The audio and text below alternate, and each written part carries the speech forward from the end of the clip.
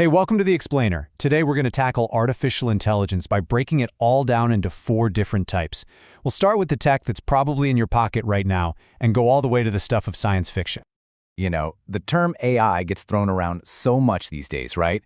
I mean, it's used to describe everything from the algorithm that picks your next song to, those super smart conscious robots you see in the movies. It can get pretty confusing for sure, but there's actually a really clear way to sort it all out. So to make sense of all this, we're going to use a simple metaphor, the AI ladder.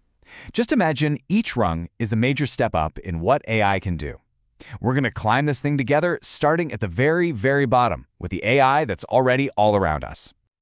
All right, so the first couple of rungs on our ladder, this is the AI that exists right here, right now. This is the tech that's already a huge part of our world. First up, at the very bottom, we've got reactive AI. This is the most basic form you can get. A great way to think about it is like a machine that just has reflexes. It sees what's happening in this exact moment, and it reacts based on its programming. And the big takeaway here, the most important part, is that it has zero memory of the past. None. So what does that actually mean? Well, it means it can't learn from its experiences. At all. Every single situation is like the first time it's ever seen it. It's just following a pre-written script for one very specific job, and it absolutely cannot adapt if the rules of the game change. This is the perfect example. Back in 1997, IBM's Deep Blue chess computer beat the world champion Garry Kasparov. But here's the wild part. Deep Blue wasn't learning as it played. It was just analyzing the board in that one moment and calculating the absolute best possible move, without even remembering the move it just made a second ago. It was pure calculation, not strategy based on experience. Okay, let's climb up to that next rung on the ladder. This is limited memory AI. And this is where pretty much all the AI we use today lives. And the name kind of gives it away, right? The game changer here is memory. This AI can actually look at data from the recent past to help it make better decisions right now. And this is where it starts to get really cool. See, this type of AI gets trained on huge amounts of data so it can recognize patterns. But the real magic happens when it can mix that training with a short-term memory of what just happened. That combination is what lets it adapt on the fly, which makes it way more dynamic and useful than that reactive AI we just talked about. Think about a self-driving car. It's the perfect example. It's constantly looking at its surroundings with all its sensors, right? But it's also using its memory of the last few seconds, even minutes, to figure out things like the speed of other cars or where a pedestrian might be headed. That limited memory is what lets it handle a complex, constantly changing road. It's basically the same idea as when your phone's keyboard guesses the next word you're going to type based on the sentence you're writing. Okay, so that covers the first 2 rungs of our ladder. That's the AI that we have today, right now. But now it's time to climb higher. Now we're going to explore the future, the AI that's still pretty much in the world of theory and, well, science fiction. All right, welcome to the top half of the ladder. This is where AI development gets really, really interesting, moving beyond just recognizing patterns to maybe, just maybe, understanding minds. And this right here shows you just how huge of a leap we're about to take. We're going from an AI that just sees patterns in data to one that could potentially get the why behind our actions, our thoughts, our emotions, our intentions.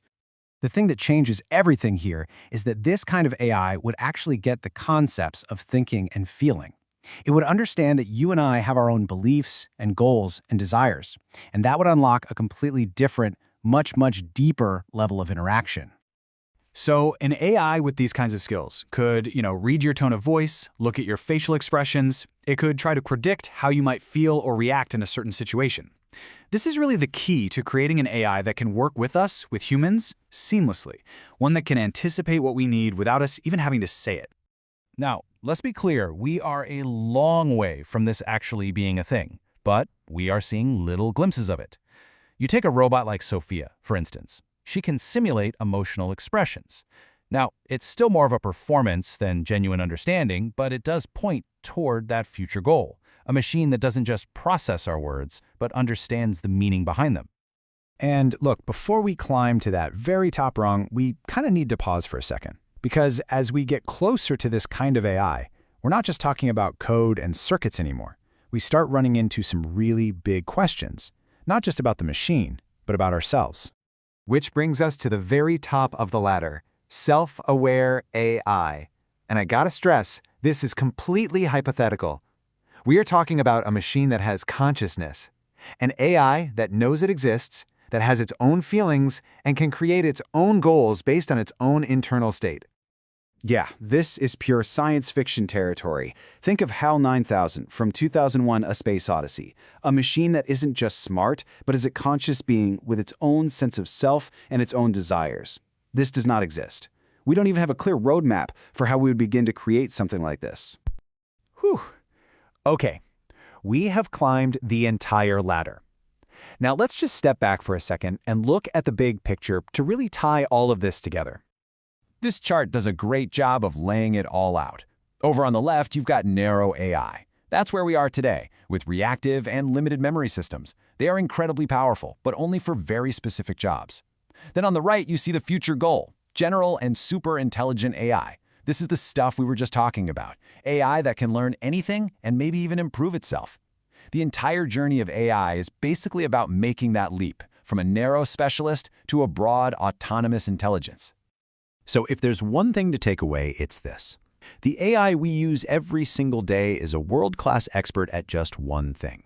But the AI that researchers and science fiction writers dream about, well, that's an expert in everything, with the potential for its own kind of awareness. And so, that leaves us with one last, really big question. We've climbed this whole ladder from simple reactions all the way to theoretical consciousness.